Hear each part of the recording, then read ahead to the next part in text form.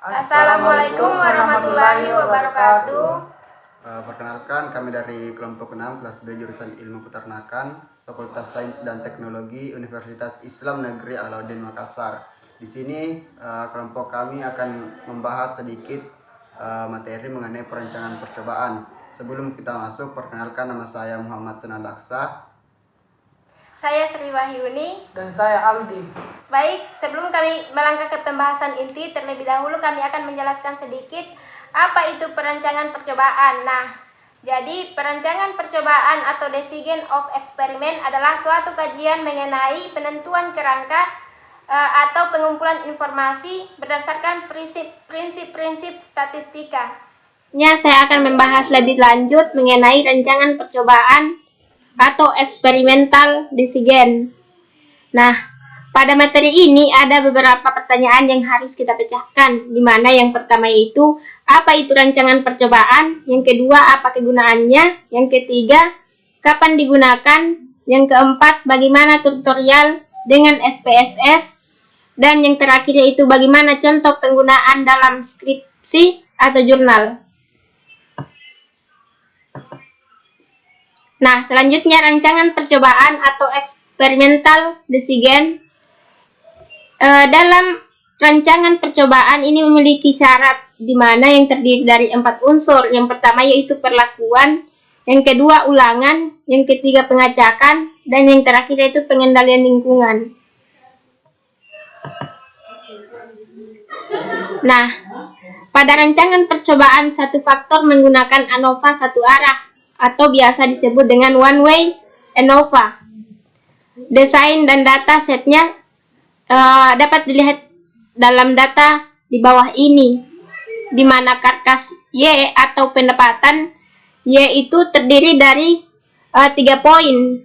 Yang pertama, peternak atau protein 20%, yang kedua petani atau protein 21%, dan yang ketiga yaitu nelayan atau protein 22%. Nah, kemudian dapat kita lihat dengan perlakuan di bawah ini, di mana yang pertama itu protein 20%. Nah, di atasnya itu maksud dari 1, 2, 3 ini dilakukan secara berulang-ulang. Begitupun dengan yang protein 21%, protein 2%. Kemudian pada tabel di samping, di mana level protein 20% itu sebanyak 20%. Maksudnya di sini itu protein diulangi sebanyak 8 kali. Begitupun dengan protein 21 dan protein 22. Di mana nilai karkasnya itu 1,5, 1,7 dan seterusnya. Nah, di sini diberi angka pada protein 20 itu diberi angka 1, protein 21 diberi angka 2, dan protein 22 diberi angka 3. Nah, sedangkan nilai karkas pada tabel terakhir itu sama dengan nilai karkas yang pada nilai awalnya. Simbol pada karkas itu Y, kemudian kita masuk ke XL dan kita masuk di one way ANOVA. Nah, di sini langsung saja kita copy. Nah, klik kanan, kita ulang.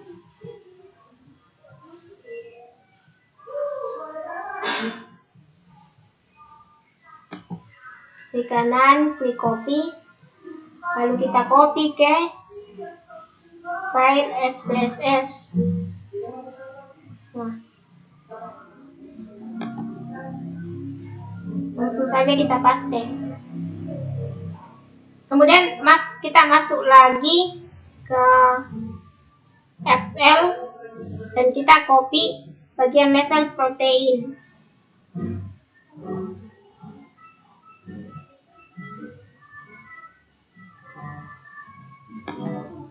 Lalu kita copy dan kita masukkan lagi ke dalam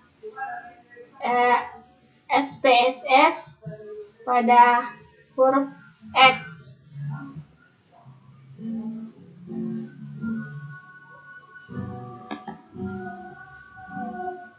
Langsung saja kita paste.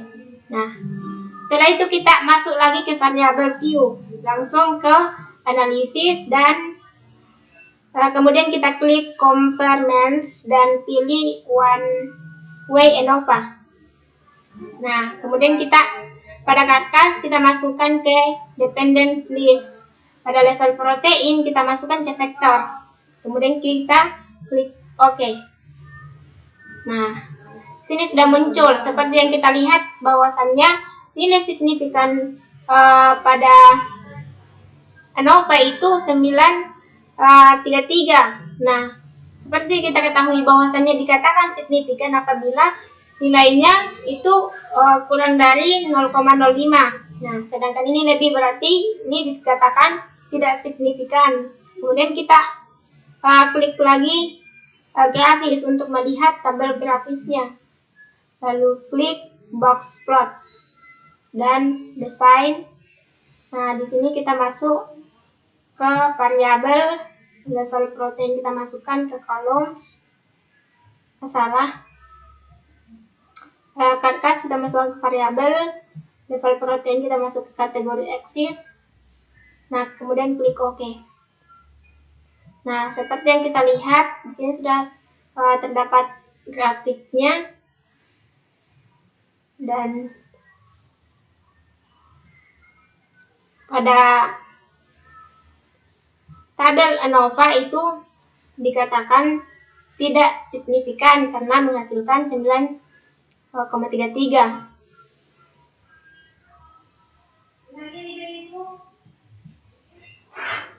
Baiklah, saya akan melanjutkan penjelasan dari sudut view ini, yaitu uji lanjut atau uji multiple comparison. Pertama-tama kita masuk ke menu analisis, lalu ke one way ANOVA,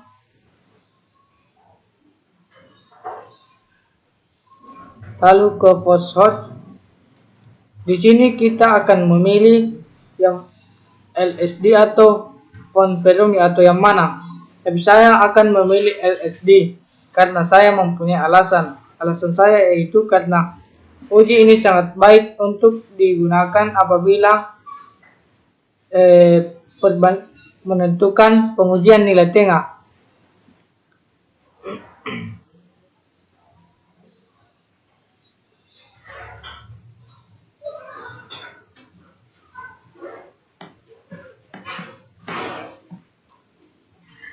Pada tabel multi comparison, perbedaan level protein pada 20% ke 21, nah, tidak signifikan. Kembali kepada grafik.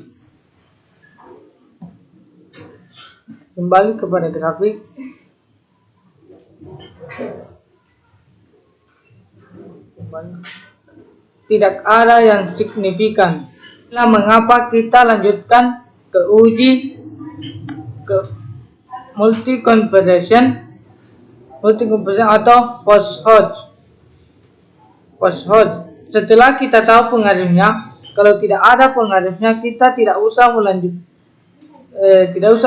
uji lanjut, kecuali di sini signifikan lebih kecil dari 0,05%, baru kita uji.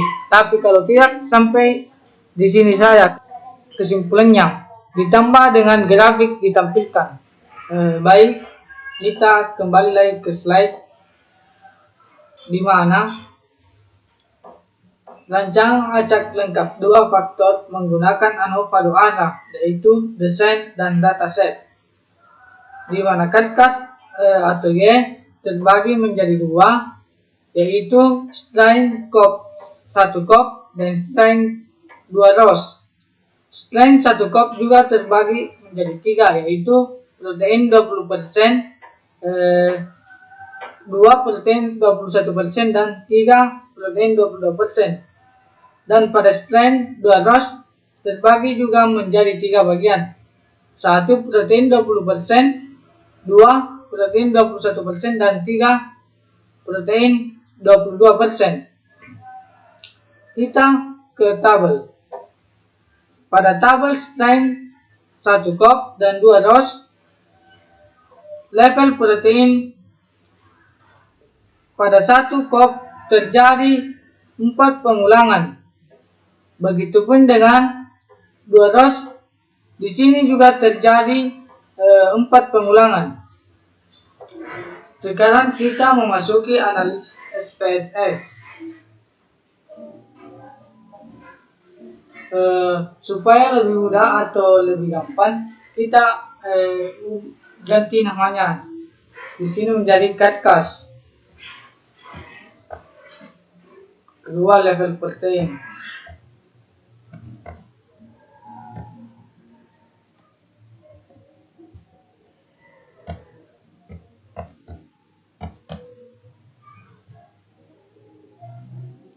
Kemudian masuk ke menu analisis.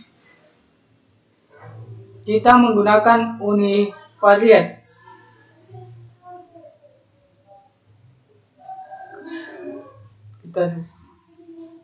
CAD-CAS dimasukkan di sini dan level protein dimasukkan ke visit factor. Lalu kita akan menghilangkan faktorial.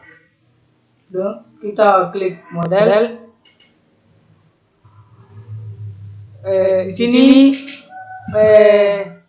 full faktorial kita tidak akan menggunakan faktorial dengan cara memilih custom. Level protein dimasukkan di sini.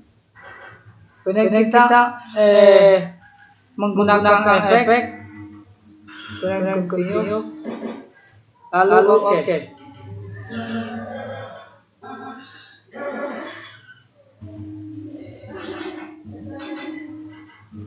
Di sini menunjukkan intercept sangat berpengaruh nyata atau signifikan karena lebih kecil dari 0,05.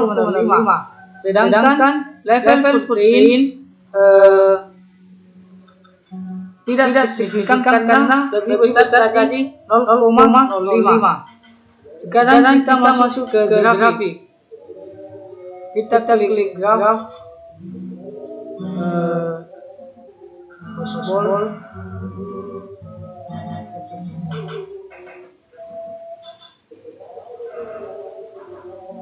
Kas.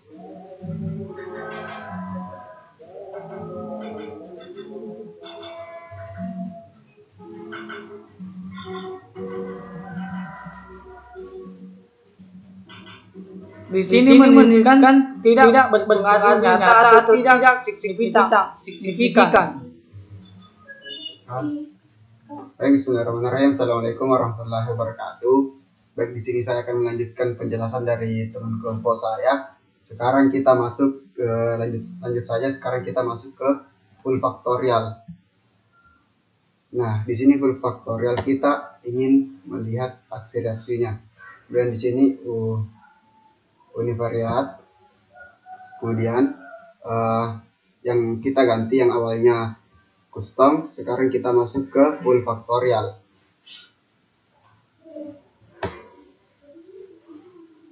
Selanjutnya kita klik plots X. Nah, ketika kita melihat ketika ada reaksi, kita masuk ke plots hop. Namun ketika tidak ada, semua permasalahan selesai. Klik OK. Nah, kemudian kita bisa lihat hasil dari full faktorial, yaitu ternyata hasilnya sama, level protein hasilnya sama, tidak ada perubahan. Kemudian kita melihat dari grafiknya tidak ada perubahan. Kemudian kita selanjutnya itu kita beralih ke grafik, apakah ada perubahan atau tidak.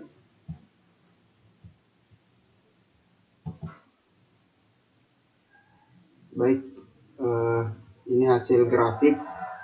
Harusnya secara teoretis ada perubahan, namun di statistika menunjukkan hasil tidak ada terjadi perubahan sama sekali.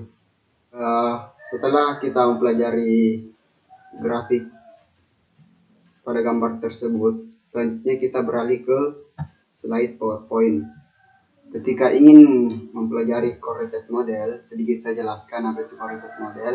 Correlated model artinya pengaruh semua variabel independen dalam kurung strain level protein secara bersama-sama terhadap variabel dependen karkas, intercept, strain level protein, strain dan lain-lain. Kemudian selanjutnya ketika ingin mempelajari multi comparisons, di sini terdapat data, teman-teman bisa lihat.